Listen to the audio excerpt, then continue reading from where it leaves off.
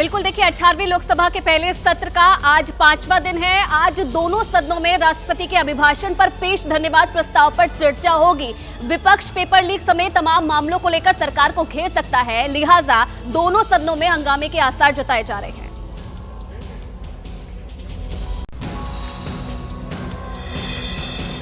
राष्ट्रपति के अभिभाषण पर आज संसद के दोनों सदनों में चर्चा शुरू होगी, लिहाजा चर्चा के दौरान हंगामे के आसार हैं।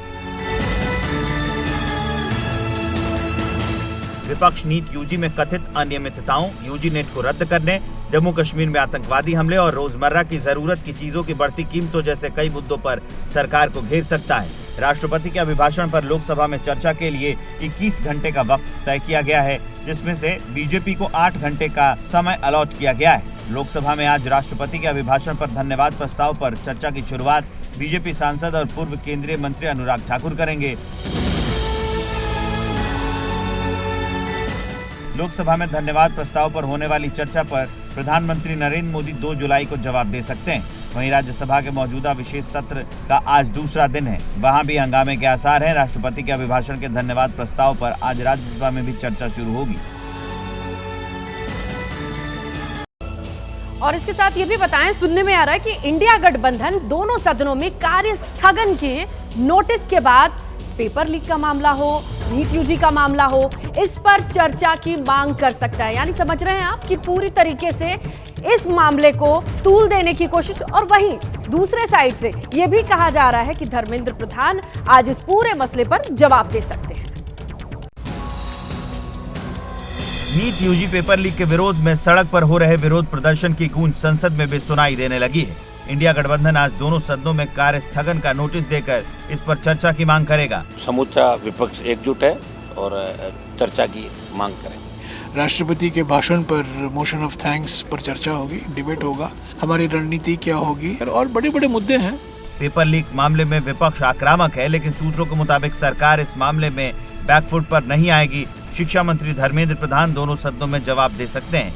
सीबीआई ने पेपर लीक केस को टेक ओवर करते ही ताबड़तोड़ एक्शन लेना शुरू कर दिया है। पेपर लीक के मामले में बिहार, गुजरात, महाराष्ट्र और झारखंड में सीबीआई की कार्रवाई चल रही है। पटना, हजारीबाग, गोधरा और लातूर के सेंटर जांच के दायरे में है। नीट पेपर लीक मामले में सीबीआई ने पटना से पहली गिरफ्तारी की है। पटना से नीट पेपर लीक मामले के आरोपी मनीष प्रकाश और आशुतोष को सीबीआई ने गिरफ्तार किया है। दोनों से फिलहाल पूछताछ जारी है। आज दोनों को कोर्ट में पेश किया जाएगा। देखिए, प्रधानमंत्री नरेंद्र मोदी के आवास पर बीजेपी की बड़ी बैठक हुई है, जिसमें पार्टी संगठन की भविष्य की रूपरेखा क्या होगी, इसे लेकर चर्चा की गई। साथ ही साथ नए राष्ट्रीय अध्यक्ष को लेकर भी मंथन किया गया है। 2024 लोकसभा चुनाव के नतीजों के बाद पीएम आवास 7 लोक कल्याण मार्ग पर बैठक हुई। पीएम मोदी की अध्यक्षता में हुई बैठक में केंद्रीय गृह मंत्री अमित शाह, रक्षा मंत्री राजनाथ सिंह एवं केंद्रीय मंत्री जेपी नड्डा और संगठन महासचिव बीएल संतोष शामिल हुए। उच्च स्तरीय बैठक को लेकर आधिकारिक तौर पर कोई जानकारी नहीं दी गई, लेकिन ये बात बताई जा रही है कि बैठक में बीजेपी संगठन की भविष्य की रूपरेखा और नए राष्ट्रीय अध्यक्ष के नाम को लेकर विचार विमर्श किया गया। नड्डा को केंद्रीय मंत्री बनाए जाने के बाद उनकी जगह नए अध्यक्ष की तलाश की जा रही है।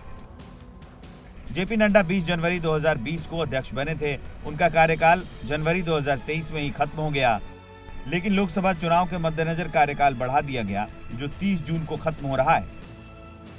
पार्टी संविधान के मुताबिक राष्ट्रीय अध्यक्ष के चुनाव में 5 से 6 महीने का वक्त लगने की संभावना है, लिहाजा पूर्णकालिक अध्यक्ष न चुने जाने किसी को कार्यवाहक अध्यक्ष भी बनाया जा सकता है।